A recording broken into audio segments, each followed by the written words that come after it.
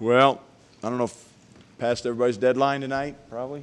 If you could write that game hopefully in the second half because that was a great effort. I thought, the way we defended, the way we rebounded in that second half, and even in the first half, we didn't rebound the ball exceptionally well. We were up one rebounding margin at halftime, and we ended up out-rebounding them by 15 for the game. So we were plus 14 in the second half. I thought Wesley Gordon's offensive rebounding combined with Josh Scott's defensive rebounding was the difference in the game. Wesley got us extra possessions, and our defensive effort pretty much the whole night was pretty good. Gary Payton obviously is a special player. I mean, he has 26 and 15, 3 steals. I mean, he's the real deal. And I thought our guys did a good job of making him work for everything. We broke down a few times, but for the most part, I was really pleased with our defensive effort. Coach, you always say it's not about who starts, it's about who finishes. Thomas Akazili plays the last 4 for you tonight. Yeah, he was really guarding. Thomas was he's a tenacious defender. I thought he was playing well. His assist-to-turnover ratio, you look at in league play, is as good as anybody on our team, the best. So he's really just kind of, it's just one of those game time things. Again, you just have a feel, and some other guys didn't have their best nights. So again, Dalton came out in the second half. He kind of tweaked his foot or his ankle, and wasn't sure how his health was in terms of being able to cut off that thing. And he was guarding Gary Payton, and that's a tall task. But I thought our bigs did a good job switching off of Payton and making him make tough shots. But yeah, Thomas finished the game because he's playing extremely well right now. And we talked about playing him and Dom together, and they played down the stretch. We wanted 2 ball handlers in the game. We knew they were going to press us. They went to that 1-3-1 zone. We wanted those guys out top, so we could hopefully get the ball in the baseline and make some plays.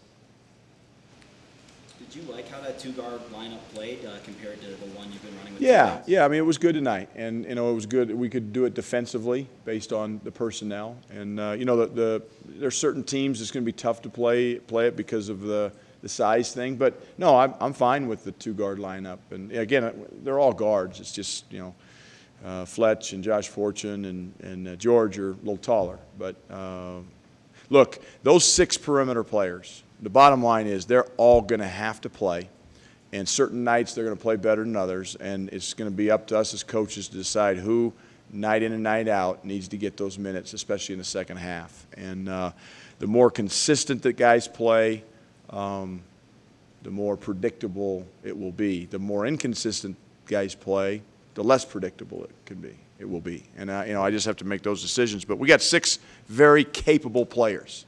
But with that being said, 18 turnovers. And I'm not a big math guy, but 14 of the 18 came from our perimeter players. So our post guys aren't the turnover. Those 6 guys got to take better care of their basketball. Coach, after the last couple of weeks, are you encouraged about the way the team finished late in this game? And is it the sort of thing you can build on, get confidence from going forward? We never lost confidence. I think, there's going to be a lot of games. There's already been a lot of games in college basketball that come down to the last possession. Arizona, they were 1-2. They lost 2 games on the road, one by an unbelievable shot by Bryce Alford and one in quadruple overtime. It's like they're that close from being 3-0 to 1-2. It's the way this league is. So it's not look. We didn't finish the Utah game. We didn't win the Utah game. It's not because of any magical thing. It's just we didn't win the game. We won tonight. I mean, it's just trends are one thing. It's about what do you got to do to win the next game. And yeah, so if we can gain confidence from tonight, that's great. But Oregon on Sunday, it's going to be a dogfight. I can promise you. Those guys are good. I know you usually say you don't remember all these things, but was that one of the best games you've seen from Wesley Gordon in his time here? I thought rebounding-wise it was. Yeah, I still think Wesley can finish better than he finished. But he's 3 for 6. Again, we'll take that 50%. And but when he gets 7 offensive rebounds, yeah, he's and he and Josh defensively are so good and so underrated. They had 9 block shots between them.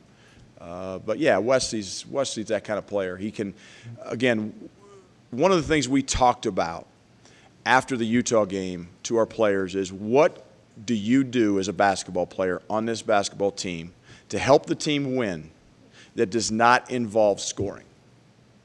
And when I think about a guy on our team that does that and is the epitome of that, is Wes Gordon. And now, do we want Wes to score? Absolutely. When he has, 12 points and 14 rebounds, it really makes us much, much better. But the thing about Wes, he doesn't have to score to have a positive impact on the game. And that's what I love about him. And that's what makes him such a good player and such a valuable player to this team. We got some other guys, when they're not scoring, they're not doing a lot to help our team. They're not rebounding, they're not defending, they're not taking charges. They got to figure that out. Coach, I know you worked a lot this week on your transition offense. Mm-hmm. So I think we're only credited with 8 fast break points, but it seemed like it was a bigger difference. We got out. We got out and ran better, I thought, yeah. And again, we got a lot of stops. And now we have got to become a better finishing team in transition. We had opportunities to finish where we didn't finish. And that's what we have to get better at. More fast break drills, more film watching. Again, simple, quick, easy decisions on the fast break. We got to do a better job of that. But I thought our transition game was better offensively in terms of putting pressure on them. And, we got to the foul line tonight.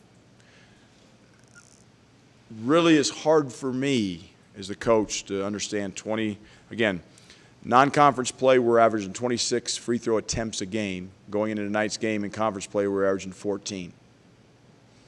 Tonight we shoot 27. Against Utah, we shot 4.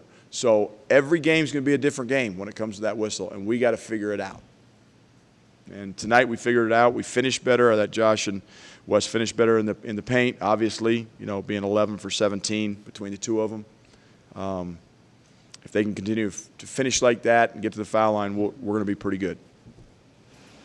You talked about doing the same thing in the last 6 minutes that you did in the first 34. Did you see that tonight? Yeah, I thought being aggressive with about 2.5 minutes to go, I think we were up 12 or so. That's when it's okay. Now it's time and score. Now we need to use the clock, make sure we use the 30-second shot clock and try to score in the last, 5 to 7 seconds of that.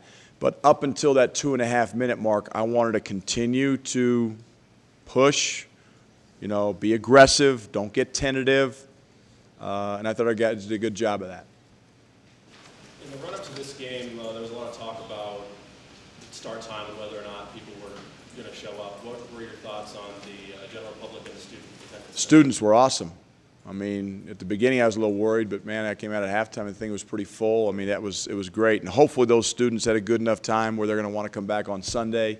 And, look, we've got two of our 9 games are behind us. We have 7 conference home games left. And if we can have the student section like that, bringing energy. And look, the 9 o'clock start, I get it with our community. It was probably our weakest crowd of the year in terms of our general public non-students, but look, I'm not blaming anybody for that. It's 9 o'clock. A couple of my kids didn't come to the game because they got school tomorrow. So I totally get that, and I know they'll be back. And we need them on Sunday. I know the Broncos are playing, but there's iPads now, and you can watch the dang game in your seat at the arena if you want to. We'll give updates on the scores. We'll have watch parties in the Chips Corral and the beer garden outside of Coors. So you can come and check out the Broncos and cheer on the Buffs on Sunday and kind of get a 2-for-1 deal. So, thank you.